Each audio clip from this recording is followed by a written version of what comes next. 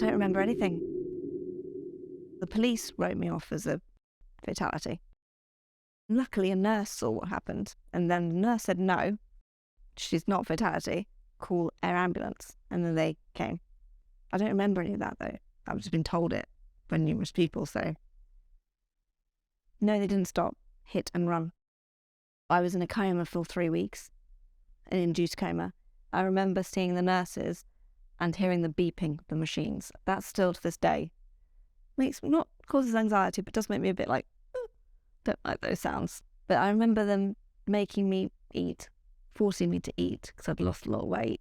I didn't want to eat at all, because I'd had a tracheostomy, and I think that might have affected my swallowing. I don't know, and I still can't smell or taste anything. So I had to gain enough weight to go to rehab. That's when they discharged me to go and have my cranioplasty, and then that was delayed by a month. So I had a month at home without the cranioplasty, so that's skull. This bit of my skull was not there. The right side of my skull was smashed up. Said to remove it.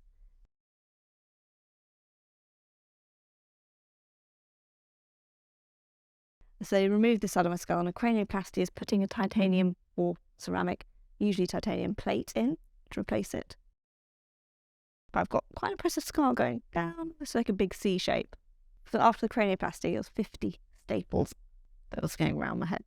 Surprisingly, I only broke my right scapula, which, I mean, that healed probably when I was in the coma and afterwards, because I was bedbound for quite a bit. I couldn't walk. When I went to rehab, I could not walk.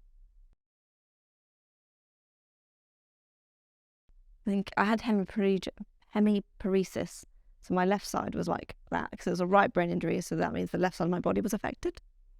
So my hand was like across my body like that, and my fist was like that, and I could not, for love of money, open it up.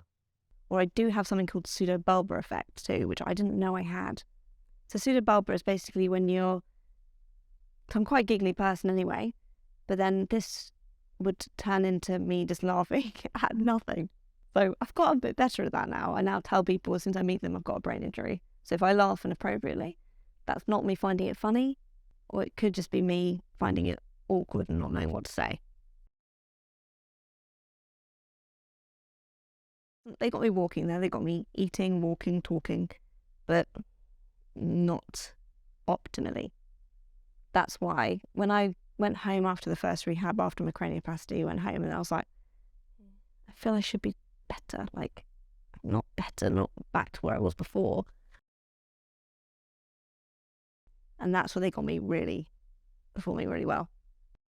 And thank God for that, because if they'd stopped then, I wouldn't have had any of my physio that I had in town. They got my arm back from that to straight again, which was hugely beneficial, and that took a lot. They made me walk around Aylesbury roundabouts a lot with a dog though, and that helped a lot because I had focusing on the dog, not the cars. So surprisingly enough, I wasn't actually that scared of cars, which you would think I would be petrified of them, but no. I think it's because I couldn't remember the accident. I think the physio was watching my walking, but the OT was looking at how I was with cars. Fine, really easy. After I'd done the rehabs, and then I was like, well, what do I do now? And that's when my case manager and my lawyer would talking to the MIB and saying, how do we get her to be independent again? And they set up a fund for me to be able to be living independent, do trials of it. So I'd be living in a rental house for a couple of weeks at a time and seeing how I would go. Like seeing about cooking, organising things, getting to events on time and all of that, working as well. And yeah, that really helped, and that built up my confidence enough so I could dog sit. And yeah, it was great because it was good responsibility. I didn't really know it at the time, but I was like, oh, it's coming quite handy for living independently with my dog. And also played quite a big role in my recovery, to be honest, because I did hippotherapy, which is physio on a horseback. I was like, that sounds really good. So I went to see them, got on a horse and loved it. And then doing yoga as well. And that's been fantastic. It's been great for my balance, general overall well-being, fitness, and my arm strength as well. So the MIB, when they stepped in and took over my case effectively, that really just continued my journey and added to it in so many ways, because I definitely would still be very reliant on other people and need probably a carer or something like that. And now I can drive. And they also helped fund that too. Without them, I probably wouldn't be here today, as where I am. Like, I'd probably still be living at home with my parents. Give me my personality back as well, because it's like, you can't be who you want to be when you're living with someone else looking after you. Because people now, when they see me, they're like, you've got brain injury. No, you don't. They don't believe it, because I guess they can't see the scar and the little bit of dent in my head, but that could just be normal. So it's like, well, yeah, people don't know now.